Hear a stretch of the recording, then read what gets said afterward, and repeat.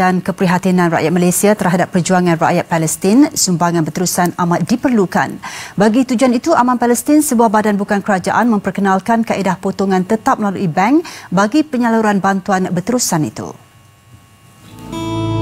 Skim potongan tetap secara bulanan itu boleh dibuat dengan jumlah serendah RM10 melibatkan 14 buah bank di seluruh negara. Inisiatif ini dilaksanakan bagi membantu rakyat Palestin dalam aspek pembangunan ekonomi dan sosial. Tujuan dia ialah agar sumbangan yang daripada bank ni dia berterusan. Kadang-kadang kan kita ni, bila kita ni manusia biasa kan, bila kita nak pergi ke bank kita rasa macam malas. Kita nak pergi ke pejabat Aman Palestin, nak cari pejabat Aman Palestin di mana pula. Kita nak call, nak minta dia datang, takut menyusahkan dia pula. Jadi bila buat sumbangan secara auto debit berterusan begini, dia mudah. Ujarnya, rakyat Palestin kini semakin menghampiri kemenangan untuk membebaskan negaranya dari cengkaman rejim Zionis.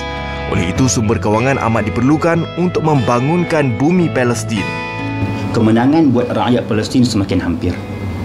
Kemenangan membebaskan Masjidil Aqsa semakin hampir.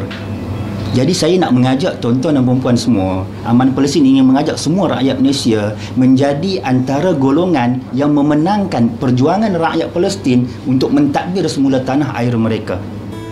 Pendaftaran bagi skim ini boleh dibuat secara atas talian di www.amanpalestine.net. Untuk keselamatan, wang derma yang dipotong dari akaun bank hanya akan dibuat setelah pendaftaran disahkan oleh pegawai Aman Palestin. Penderma juga boleh menghentikan proses pemotongan derma pada bila-bila masa. Setakat ini, seramai 6,000 penderma telah berdaftar dengan skim berkenaan sejak 2011.